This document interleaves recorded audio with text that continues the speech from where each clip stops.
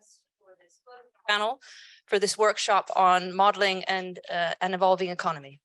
My name is Rebecca Riley. I'm director of the Economic Statistics Center of Excellence, and we have with us for this panel three fantastic speakers to round off the day. And the exam question for the panel, or rather the topic that we're hoping to reflect on really in light of the discussions today, is what needs to happen in order to transform the opportunities being generated by new data sources and analysis methods into better economic policy decisions and impact. So, we've obviously seen plenty of examples today of where our ability to measure and model what's going on in the economy, what might happen in the economy, where our ability to do that might be vastly improved, and using these new data sources and methods, both in terms of frequency, granularity, topics that we can actually cover, predictive power, and nuance. So how do we convert this into economic policy and societal impact? So Caroline from the OECD, I don't know if she's still here. Yes, she is, okay. She already touched upon some of these issues in the context of innovation policy. She mentioned technical issues, issues of capacity, the need for guidelines, and we would like to explore these issues further in this panel. So before introducing our three panelists here, can I just ask you to join me in thanking Juan Mateus Garcia and Mirko Draka for putting together such a fantastic program for today, and also Digital Catapult for hosting the event, and Brian McCauley.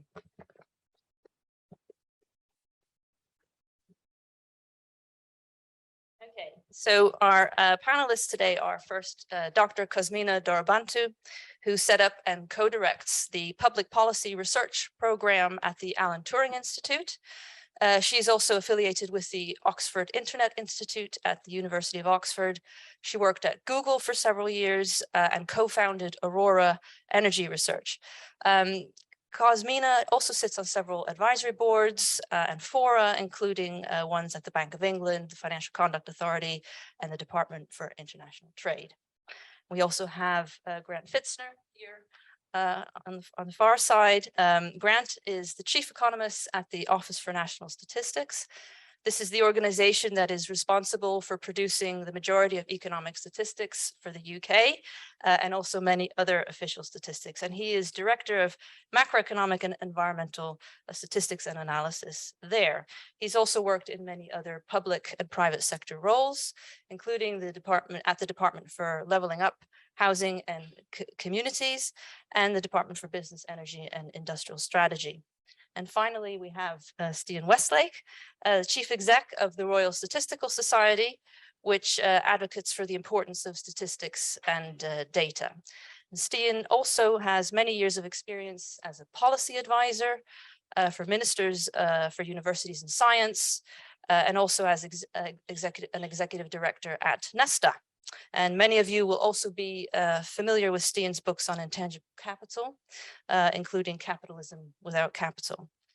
So I don't think we could have wished for a much better group to reflect on the issues of the day.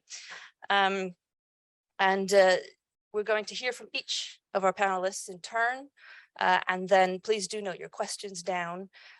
You'll have a chance to put them to the panel after everyone's spoken when we have a Q&A session.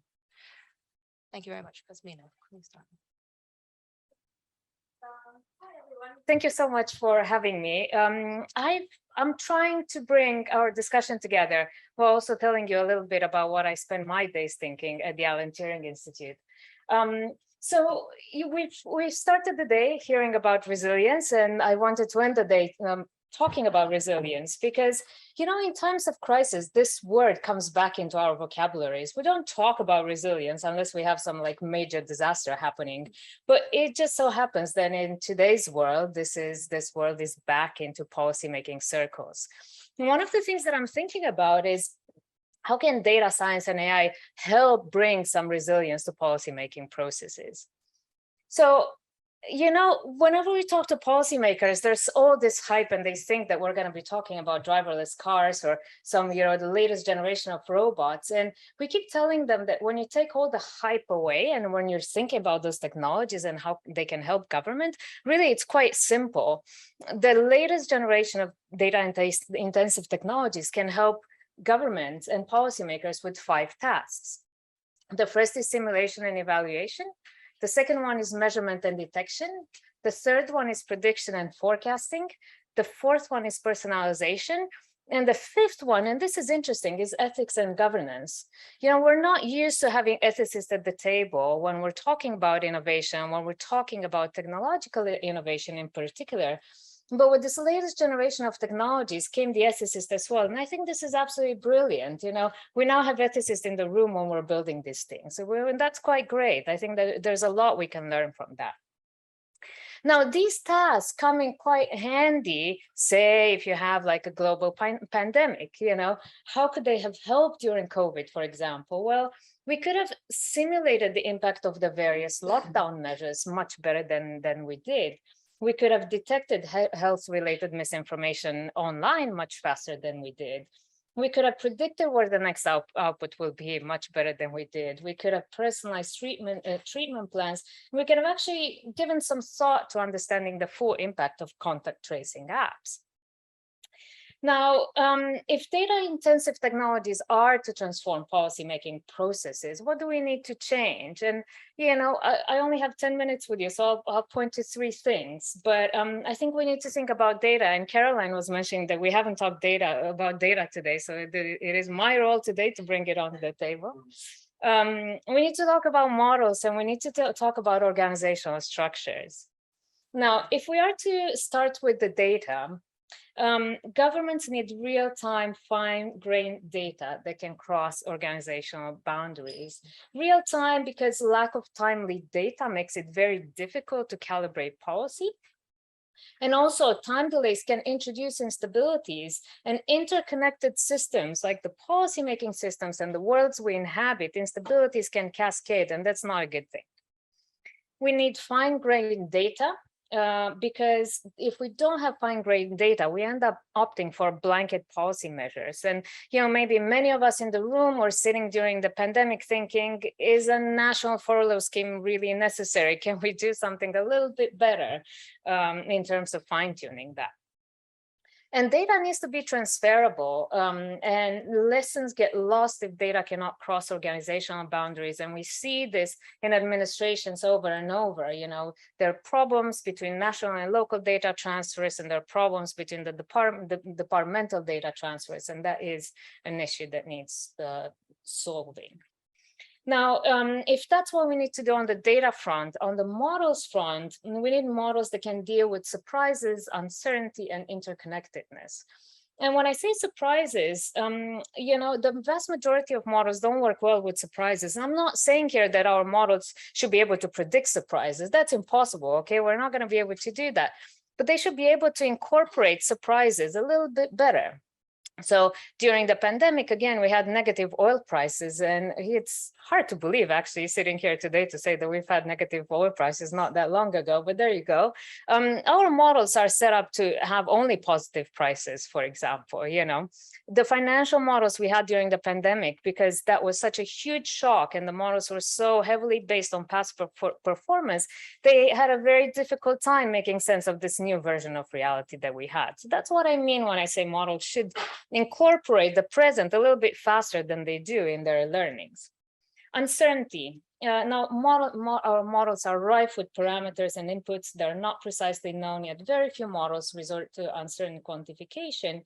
And interconnectedness. I was quite happy to see Doing Farmer here talk about the agent-based modeling and the opportunities that these models bring, because we're used to modeling one policy area and caring only about one policy area and forgetting about the rest of the world as if they're not all interconnected. So, you know, again, during COVID, we had epidemiological models and we had socioeconomic models, but, you know, the policies that were reducing transmission were affecting the socioeconomic outputs. And also the policies to mitigate the socioeconomic outputs were affecting the transmission, so these feedback loops weren't really there because we just had separate models, as if, they were operating in some sort of vacuum. But agent computing models is one, and agent-based models is one way that we can sort of capture the interconnectedness of our world. And that's important because we can predispose a system to a cascade of failures if we don't capture interconnectedness. And again, that's not a good thing. And finally, structures. Our organizational structures and values work against the successful adoption of data science and AI in a policy-making context. And we have departmentalism, and that means that, as policymakers, we work in silos. So, there are various departments, and they care about their own policy area, and really, that is their top priority. But this happens to us in academia as well. We did the same thing. We have our little departments, and we try to get our resources, and that's it. We're not incentivized to work together, and I think that's an issue. And also, this talks about values. Christopher Hood wrote a lot about administration of values. And there are 3 large families of values: resilience, economy, and fairness.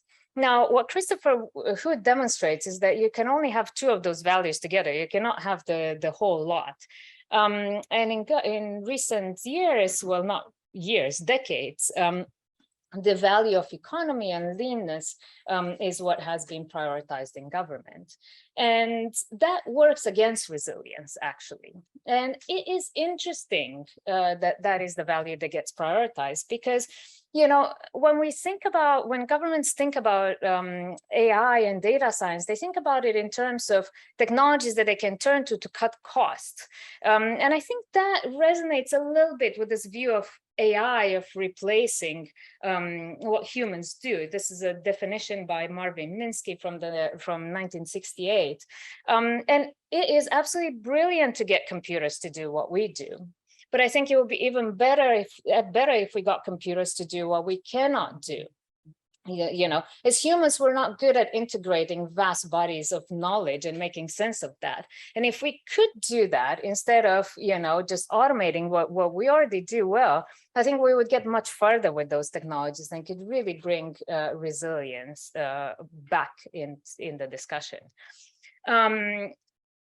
So yeah, this emphasis on the value of cost effectiveness and leanness is limiting at the moment what AI can do for government. So I'll just give you 5 recommendations in closing, and how we can use those technologies to build resilience into policymaking systems. The first one is to use AI to do what humans cannot do. The second one is to make sure that the right data are available. The third one is to build integrative models that capture the interconnectedness of our world. The 5th one is to aim for targeted interventions. And the final one, last but certainly not least, is to prioritize ethics and responsible innovation. And I'll stop here, but thank you so much for listening.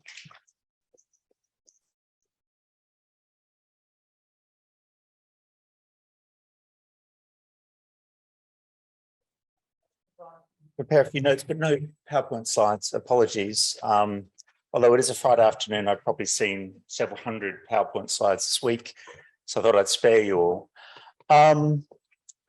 Just a few caveats. Firstly, I think the exam question was around economic policy, and I must make the important point that I don't purport to speak on behalf of the government, Treasury, or the Bank of England, who are responsible for economic policy, and these are my personal reflections.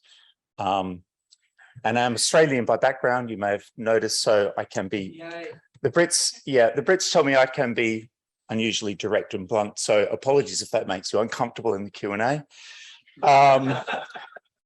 And also, I mean, I've worked across a range of areas, including such challenging areas as the health system, housing, migration, cohesion, which I think is a euphemism for stopping people killing each other. And a whole bunch of other areas. So I kind of have a broader lens than simply economic policy making, I think, in terms of my career experience in the civil service. But just a few observations speaking as a government economist. Firstly, I mean, I think we are still stuck in a little bit of a last century trap about thinking about traditional equilibrium and linear cause and effect models in economics. And some of the work that's shown has been demonstrated today, I think, makes clear the limitations of that analysis. And I think economists and government would recognise the need for a more dynamic approach and the potential role of complex systems thinking. And in some areas that has started to kind of influence analysis and policy. But a lot of the innovations in the last 20, 30 years, I think, have really struggled to gain traction. Tracy's Green Book makes the note that the social sciences are challenged in dealing with the complex problems of predicting dynamic and systems outcomes, which I agree with. And that difficulty in addressing those interactions of system components or estimating second-order effects can sometimes lead to unintended effects from well-intended policy interventions. So when I was what is now the Department for Levelling Up, I probably spent quite a bit of time trying to persuade my policy colleagues that the brilliant policy idea they'd had that morning in the shower was probably not going to have any effect in an ideal case, or in a worst case would probably just be a disaster and waste a huge amount of taxpayers' money. Didn't make me very popular, but I think we need to recognise that policy making is not simply driven by evidence or analysis, it's very much driven by values. I think something you saw in the growth plan quite recently, and by a lot of optimism bias. So I guess my other key role is really certainly in policy departments, in trying to dampen people's expectations about the likely impact of various policy interventions, and also kind of unpacking the complexity of intervening in a complex social area. Housing would be a classic example where I think we've had literally dozens of government announcements, policies, interventions, and yet housing becomes ever less affordable. Housing supply has been insufficient to meet housing demand for a very long time. And some of those problems appear intractable. I also spent 5 years working in the NHS. And if you really want an example of a complex policy area where a lot of interventions have unintended consequences, and that no one is effectively in charge because of the sheer scale and complexity of the system, I think the health system is probably a paragon example. Now, it doesn't mean that you can't do anything in those spaces, but I think people need to acknowledge the limitations of our knowledge and the limitation of what we can do in terms of improving those large complex systems. And there are many other policy areas like that. And of course, some have coined the phrase wicked problems to talk about that. Climate change would be another classic example. That doesn't mean that we can't do anything, but certainly we not only need to be aware of those limitations, we also need to look at other ways of analysing the situation, of which we've seen some examples today. And indeed, if you look at the Magenta book, which is our guide to doing evaluation in government, just skim through the analytical annex there and you'll come across randomized controlled trials, difference in difference, regression, discontinuity, propensity score matching, synthetic control methods, Bayesian updating, simulation modelling, including agent-based modelling and systems dynamics. It's all there. I would say a lot of it is underutilised in government, partly because it's hard. It's harder than just running a regression. It takes longer. It takes analysts to develop those skills. And then they have to persuade their policy colleagues that what they have unearthed through their complex modelling and data crunching actually has some validity. So I think there is still a significant challenge there. Although interestingly, you do find pockets of this across government. Indeed, in the NHS, there is a flourishing systems dynamics community of analysts, for example. So while in theory, that wider range of concepts and methods, and I haven't really enumerated all of them, could enable policymakers better understand complex economic and social issues. In practice, those methods are not used as widely as they should be. Then the Magenta book gives a couple of reasons, some of which certainly for those in government you'll be familiar with. It may be time consuming and expensive to construct accurate models. They may rely on expensive software, and their strength is dependent on the quality of the data, the assumptions, and the simulation logic. None of those are reasons not to do it. But certainly if you're working in a fast-paced policy environment where the minister wants a briefing tomorrow, you're probably not going to go out and build an agent-based model. if you had more time and resources and the right software and training, you may. But again, there are those significant limitations. So I've talked about the sheer pace of the policy cycle. Of course, at the ONS, we have a little bit more time in between pumping out our monthly and quarterly bulletins to do a bit more of this work. And for those who've worked with us, you'll know that we, for example, sponsor the Economic Statistics Centre of Excellence. We have a whole bunch of ONS fellows, and I'm pleased to see at least one of them here in the audience today to engage with our academic community. I'm sure many of you have seen the work of our data science campus, and we're also working with the Turing Institute as well on a range of projects, and I expect that engagement will grow. I don't see as much of that engagement in wider government, though. I think with the one notable exception that every single department has decided they need a data science team, and that community is certainly growing very fast, which is great to see. So we are developing, I think, in government quite a large community of practice around that, which sits alongside other analytical communities such as economists, statisticians, social researchers, operational researchers, geographers, and I probably left out one or two as well, but there's a lot of us. And I think what today's event showed is that there are a lot of new modelling and quantification methods that can help us reveal structures in big data and offer up new insights. And I think there's a world of opportunity out there.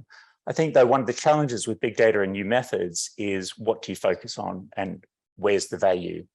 And it's fair to say, I think government analysts are fairly pragmatic and often quite skeptical about cool new tools and cool new methods, because they don't necessarily answer where we are coming from. So to kind of put this in some perspective, how am I going for time, by the way, Rebecca? I'm fine, okay. If you're working as an analyst or indeed as a policymaker in a government department, the sort of questions you're likely to ask yourself are, firstly, what is the problem or issue we're trying to solve or address? Secondly, what can we do about it? And thirdly, down the track, hopefully, did it work? You know, the evaluation element of that. If you're working in an area such as I am in economic statistics, I guess the first thing would be, well, what's going on in the economy? You know, what are the trends that we're seeing? What are the emerging trends? Why are we seeing these? One example that's quite topical might be the significant increase in economic inactivity, for example, since the pandemic. What's driving that? And then thirdly, and a more interior question, although one that we have engaged with academics, including those working for ESCoE, is how can we improve our statistics? And how can we keep them up to date and relevant to an ever-changing economy? So one of the drivers of things like setting up ESCoE and the Data Science Campus was the Bean Review a few years back. And one of the key points that Charlie Bean made was that as the economy modernizes and evolves and changes, we need to keep up with that rather than kind of lag behind. And you can see that in some of the discussion earlier today about changing economic class and industry classifications, emerging industries, all the rest of it. The reality is we will always be some way behind those changes, but we need to try and keep up with them. And this may be a cynical interpretation, so apologies for those academics in the audience. Academics seem to be more driven by what's some clever research that will get me published in a leading journal in my field. So there is a bit of overlap between us trying to understand what's going on in the economy and improving our statistics and the work that academics are driven by in terms of publishable outputs. There is a significant overlap in that Venn diagram, but we come from different perspectives, if you like, and we're trying to achieve different outcomes. And of course, the incentives we work under are also significantly different. And I think it's important for those academics that want to engage with government or indeed with ESCoE or Turing to just understand that's where people are coming from. It doesn't mean that you don't have something of value to offer, but we just need to find a way of triangulating those different incentives and those different questions. And I think one of the things that I've been really impressed by with ESCoE is how often we can get that really good engagement with academics, which means that they end up with some robust publishable research of high quality, but we end up with something useful as well. Thank you.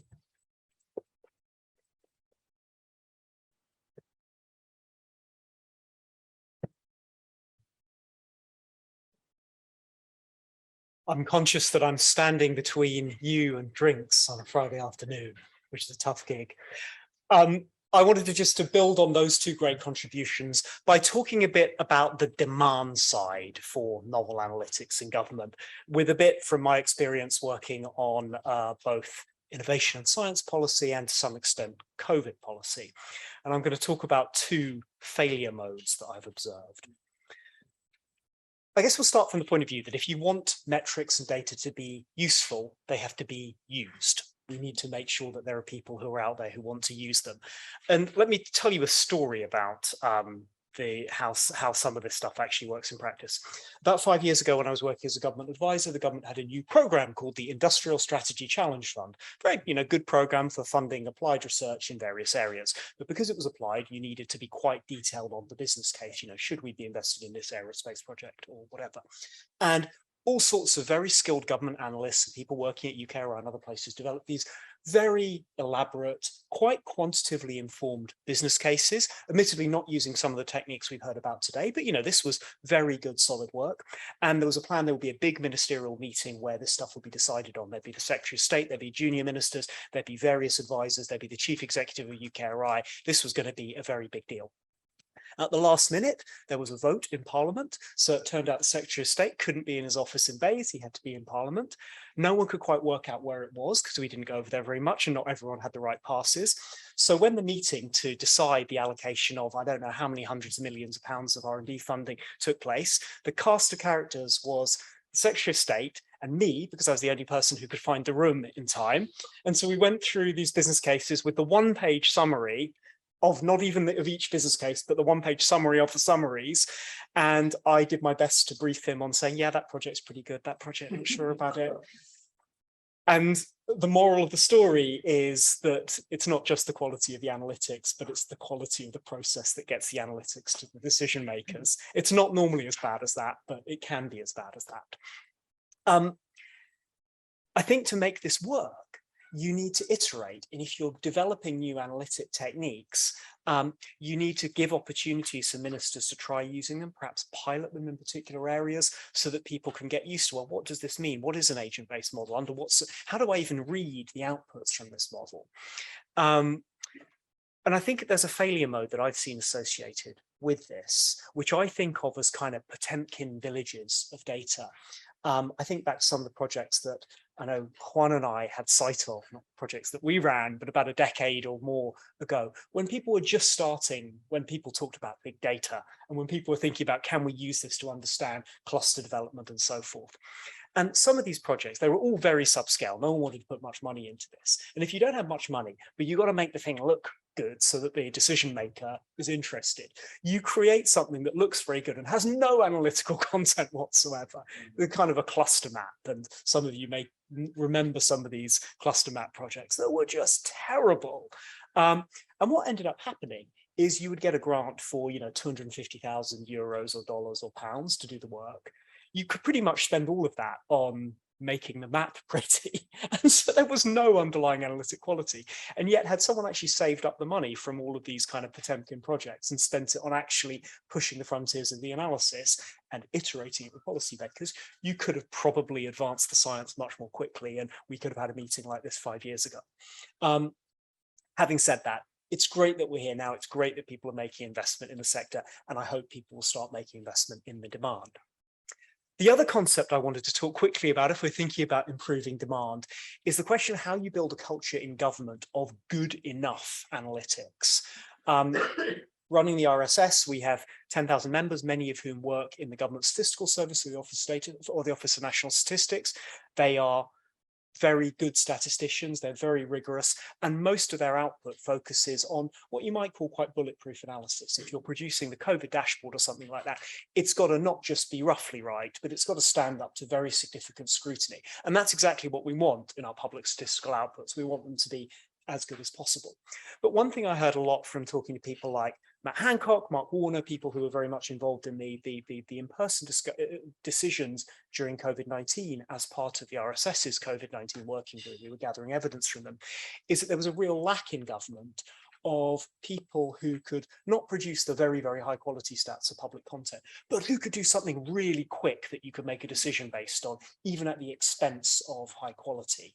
And one of the challenges was that the policy officials, so not the statisticians or the data scientists, the policy officials were just simply not quantitative at all. So they didn't even know what shortcuts might be reasonable to take or might not be reasonable to take. And that interface, on the one hand, it is absolutely right that there is a government statistical service of very good statisticians and the equivalents in other countries. But it's not an excuse for the people who do policy to be kind of agiometricos, to be not quantitative. And that's something that we think is really important. We're currently working on a project with John Aston, Professor of Statistics at Cambridge, and the Bennett Institute at Cambridge to try and say, well, how do you breed these cultures of good enough analytics among policy people in government? It's something that I think is really important if we want to get methodologies like this taken seriously, because you need to have enough of a grip of what's going on to know what it can be used for. So we've heard most of today about really exciting examples on the supply side of new ways of using these techniques. My pitch is that to get that right, we also need to get the demand side working. That will require some experiments. It will probably require some funding as well. But it's really important, and I hope it will, if it gets put in place, it will mean the work that we've seen today will get the kudos, get the recognition, and have the impact that it deserves. Thank you.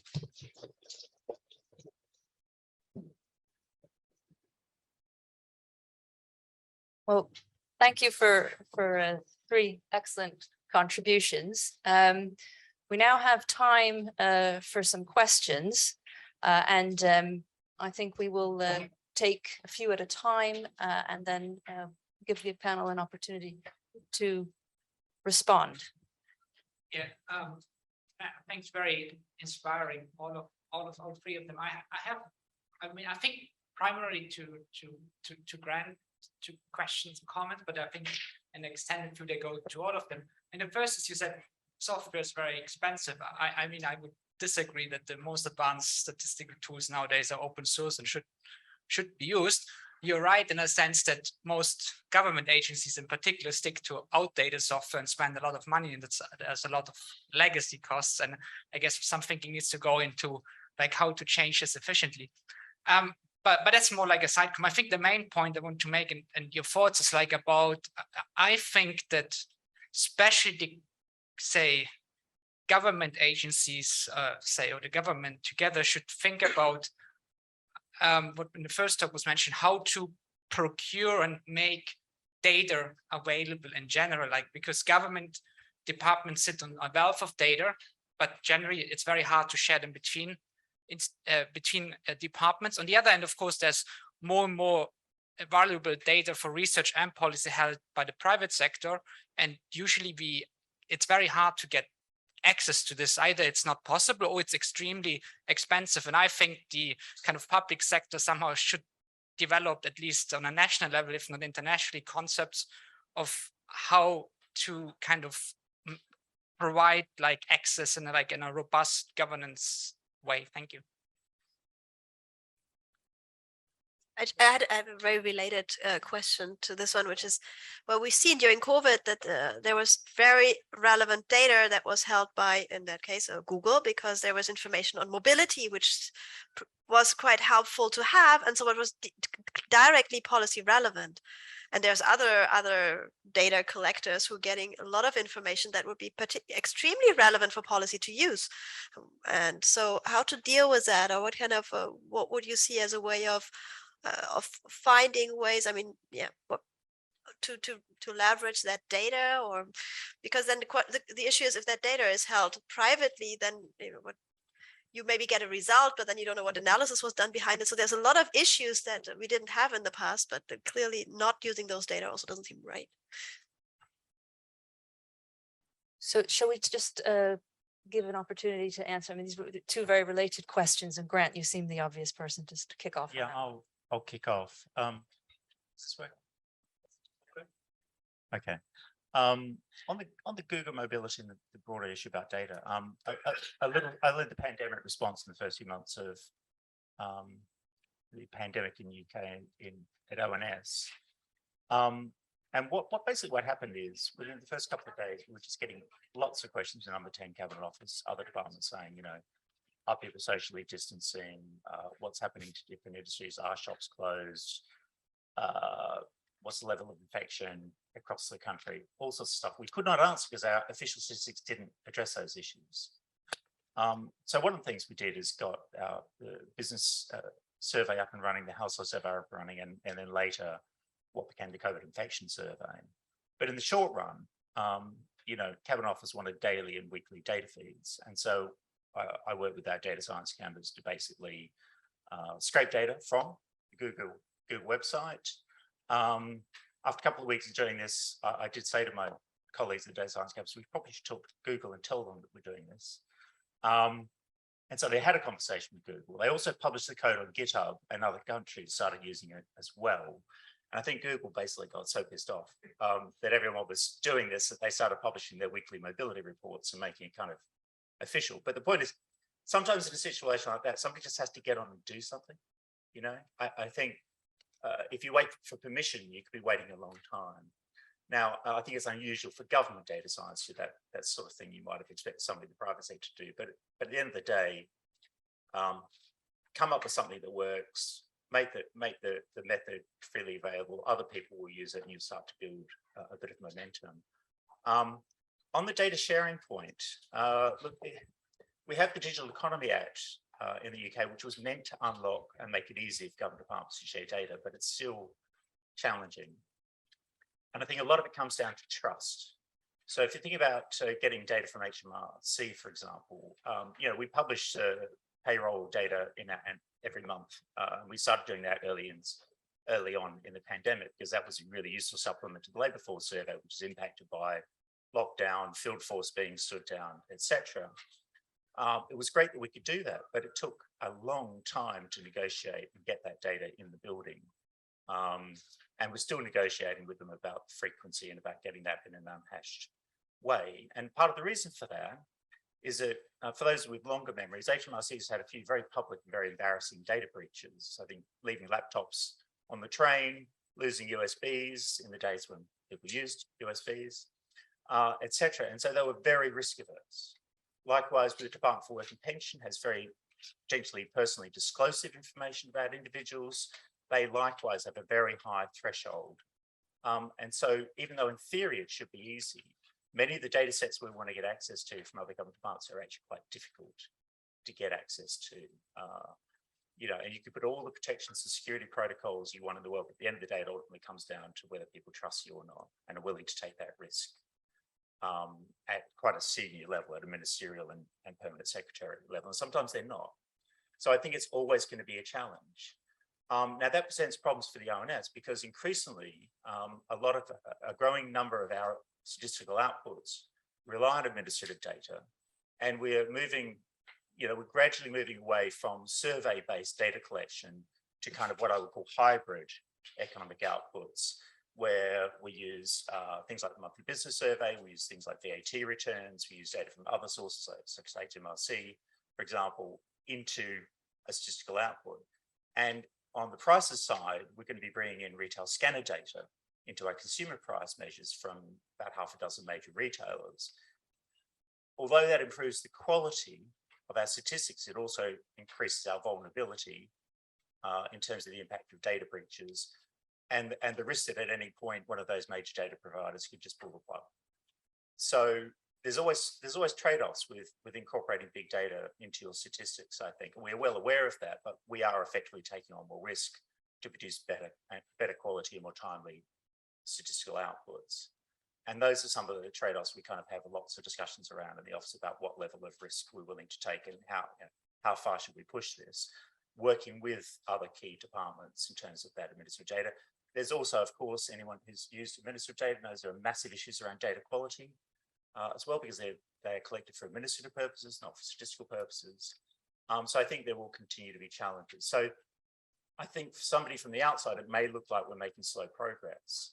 But what I would say is not for want of trying.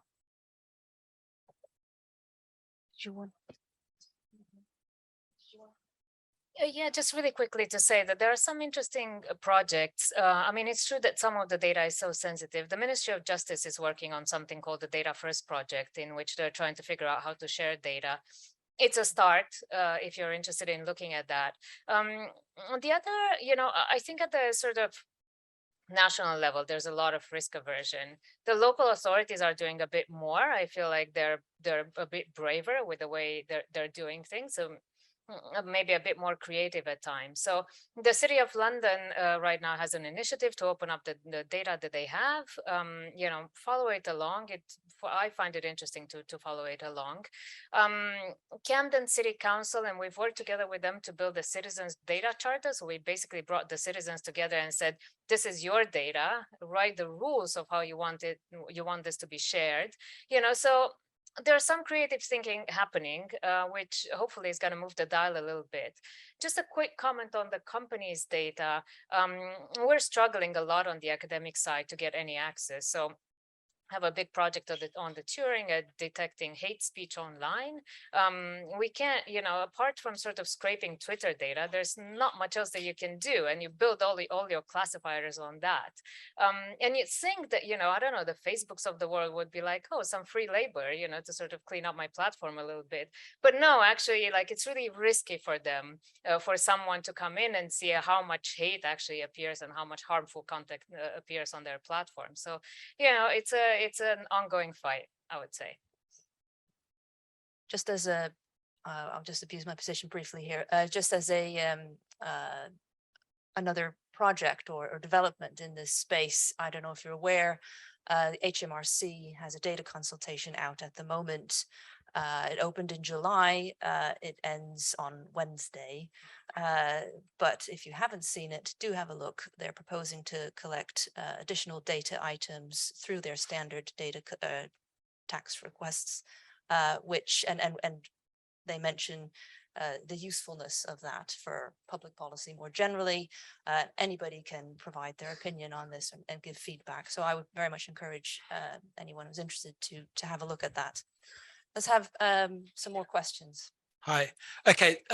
Thanks for some kind of really good comments. So when I'm in a management situation at the university, right, running a research center or doing whatever, right, I try and think of these heuristic questions to cut through a situation, right? And so in this context, the heuristic question I would have would be it was inspired by Kuzmina's example of the different models to do with COVID and the spread of COVID, right? And so my heuristic there would be, you've got all of these models, there's this complex interaction between the epidemiological and the social, right? You can model it all kinds of different ways, ABMs, macro type models, but what's the common overlap amongst all of those models, and what are the most sensitive parameters for those models, right? And the example I would have, I sort of converged on this during the rise of the Omicron wave last year, right? And it became clear to me that probably the most important parameter, the measurement, problems in the measurement of which sort of led to the arguable failure of some of the kind of main models that were informing policy, was to do with the severity of Omicron, where we were getting data from South Africa on that, right? And it appeared to me that the data there was based on really tiny samples, right? And if you wanted to cut through, you would say, okay, you've got all these models, but they kind of converge on, there are these small number of parameters that we need to know a lot about, and let's get a bigger sample and get better data and higher frequency data on this information. Right.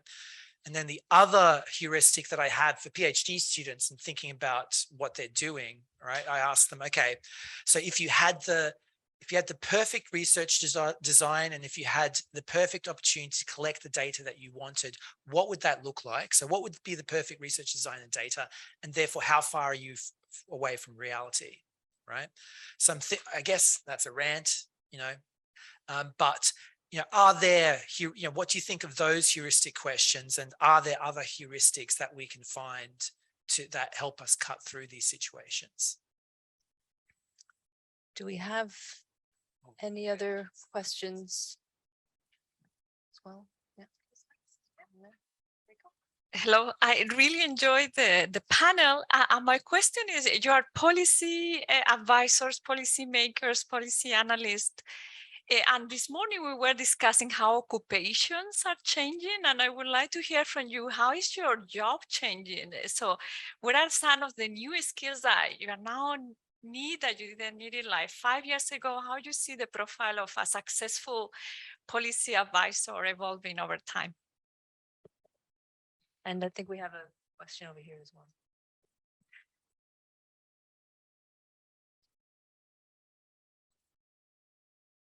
Thanks. So my question is more about whose role do you think is to build and invest in data infrastructure? And I'll just tell you a little bit about what I mean by this. So in the past, I've been working with data for labor market, specifically online job adverts, and like, you know, everybody kind of using it, but there's no consistent maybe methodologies for kind of working with this data set, or like people develop individual taxonomies, like, and how do we plug them together? And I know that in the US, they had this like initiative to build a lot of this kind of infrastructure. For example, like a standard way of capturing competencies and skills, or so-called Rosetta Stone for mapping different kinds of ways of describing jobs, occupations, industries. And I kind of don't see much happening kind of in the UK on this. And I'm just wondering, like, why do you think we're not seeing more of this? And whose role is to build this kind of enabling ecosystem that we can then use to actually work with this data and produce better intelligence? Thank you. So if I can ask the panel to respond. We have 3 questions. You can respond to any of them around who's responsible for building this data infrastructure, how are policymakers' jobs, tasks changing, and the skills required, and comments about, you know, what is the sort of common body of knowledge coming out of these different models, how far are we from reality to from the perfect to the research, or how perfect does our research design deviate? Sorry, I can't from reality. Shall I can start. I can talk a bit about heuristics potentially, and a bit about policy advice and how that's changing. I'm not sure I know a specific answer to your question, but clearly one of the ways of thinking of the task of policy advisors when dealing with this kind of material is how to explain to a decision maker how to get from whatever the analytic technique we're using to a set of heuristics that they can think about as they think about how to make a decision. And I guess we see that in terms of the tyranny of metrics in, for example, science policy at the moment. That is a function of the fact that people need to come up with some kind of heuristic so they seize on particular things. And I guess one of the skills of a good policy advisor is to be able to take whatever the novel model that we're using is and get someone, a minister who is, you know, vanishingly unlikely to have any technical ability to understand the model, to sort of say, okay, there are 2 things going on here, or 1 thing going on here, and this is what I need to understand when I compare business case A and business case B. I guess the interesting thing is, you know, we're describing this as a task, as a practice that one can do, but I'm not sure it's very well appreciated generally. Is there an appreciated skill set that you need to do that? I mean, to the point about policy advisors more generally, I guess what we're seeing is we want people who've got a strong absorptive capacity for new techniques, and that's increasingly requires a sophisticated understanding of a lot of these novel ways of analysing data. That, when I think about UK policy, that certainly didn't used to be something that was looked for in policy advisors and special advisors generally. I did think there was a kind of an interesting, you know, one of the things that happened as a result of Dominic Cummings being in number 10 for a while is you did see a few more people in some of those jobs. And those jobs used to be just purely political. They'd be done by people who had no quantitative or really analytic skills at all. And they set up this unit, 10DS, the data science unit. And what was interesting, I remember going in after Cummings had gone and sort of expecting to see these guys all have been purged, but they were all still there in a room, and these were all people who were, you know, who could quite happily, maybe there are some people from that group in this room now, but they could quite happily be in this room and participate credibly in these conversations. You know, maybe some of that has been reversed in the last few months, but I guess that's one way of trying to build that kind of absorptive capacity. Cosmina, would you like to? Sure. Your question, Mirko, reminded me of, we asked this of postdocs in our interviews as well, we tell them, say you are at the beginning of the COVID pandemic, you can collect any data. What data would you collect for your model? It's a very interesting thought experiment. I don't have a perfect answer to it, because there are so many answers, so many things would have been from the very basic, like, can we get more sort of real-time data on debts, but it is a brilliant question, and I'm afraid I don't have a good answer to it, but it always stirs up really interesting discussions. On the skills, I started this program at the Turing with Helen Margits, who is a professor at the University of Oxford, and she has studied technology using government for decades. As a political scientist. And she always said that when she was doing her PhD, people were asking her, so what are you doing your PhD on? Hoping that it's about some sort of like policies, or she can shed some light on the political system. And she would say technology using government. She was the most boring person in the room. Everybody sort of moved on to talk to somebody else. And somehow she's now the most interesting person in the room. Everybody wants to know, how can you use technology in government? So that's a shift. But besides the interest, we need the actual capabilities. And we're recently tasked with looking at what regulators need in terms of capacity to be able to regulate those entities that they now have under their remit. We do have quite an extensive section on, individual and system level, organizational and system level readiness, because there are 3 levels of readiness. The individuals within the organization that need some familiarity with those technologies, not just to use them in their day-to-day jobs, but also to be able to create policies that govern their responsible use. And then you need organizational level readiness, because interestingly, in a lot of we did interviews with regulators, and some of them said, we built this data science tool, and it identified way too many websites for us to investigate. So the business team just dropped it because the organization was not ready for this influx of information. And then the system as a whole, because they all actually need to work together. That remains an open question, but that is definitely needed for the successful adoption of those technologies. And the final question that I also don't have a good answer to is who's responsible for building the data. And I do believe that, it should be somebody that, with an eye to sharing it so that people can actually be using it. There are some institutes, the Open Data Institute, for example, is trying to do a lot of work in this space. There are some players that are pushing this agenda forward, but I feel like, there needs to be a champion, it needs to be national, it needs to have access, but that's a big investment is the problem. I'm going to have a go at 2 of those, although, Merck, I could give you a longer answer about my perfect research design, but I suspect we're probably about 10 years away from it at least. So firstly, who's responsible for building this? Well, I'm going to give the ONS a little bit of a plug, in that we are sort of segueing the secure research system, some of you know and love or hate, to an integrated data service, which I can't remember if we've done the beta launch yet, but it is coming. And it's not going to have that much in terms of linked data sets, but it will, I think, grow quickly. And one of the areas people in my team are working on, indeed we're probably working with Merck and a few other of our ONS fellows, is building up our longitudinal business series and our firm level data assets, so we can link all the firm level microdata that we and others have, and start to build a much more complete picture of what's going on in British business, which is one of the areas where I think we don't know anywhere near enough. But I'd also give a plug to people like the Ministry of Justice Lab. I think it's really opened up data in that field, and it'd be good to see other government departments following that example, I think, and opening up their administrative data to researchers. On the other question, how's your job change? It's a good question. During the pandemic, during 2020, ONS outputs went up 80%, and everyone working evenings and weekends like myself would all reassure ourselves it'll all go back to normal. Don't worry.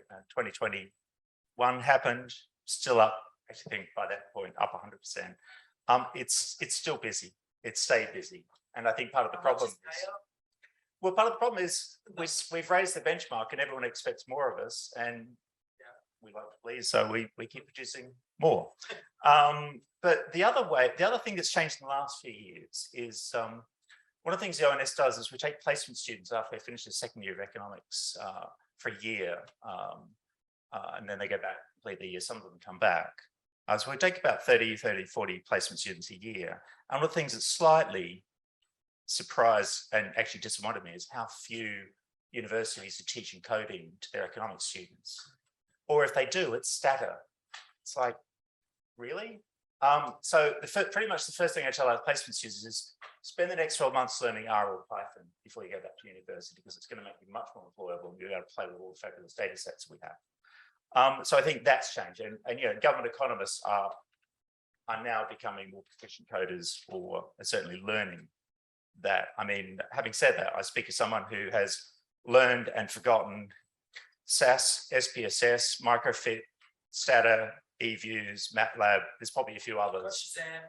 Yeah, well, I think I managed to avoid Shazam, but you know, there is an issue about kind of refreshing the skills. And I think, to be honest, I think government analysts are a bit more serious about that than some senior academics who are still stuck in this sort of Stata groove. And it's really bad for students to use legacy technology, legacy software. But that would be my other observation.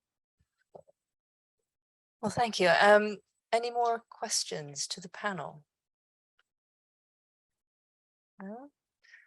Okay, well, I think we've identified quite a few structural issues before we can resolve or fully harness the value of these data and methods. We have data access and procurement and sharing, the need to demonstrate value, skills and absorptive capacity, both in government and amongst academic economists, both in terms of coding and being stuck in past models, and also very much the issue of silos and incentives that aren't aligned, processes for interaction and partnership working. So plenty to take hold of.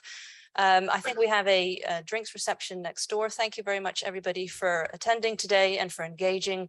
And please join me in thanking our panel.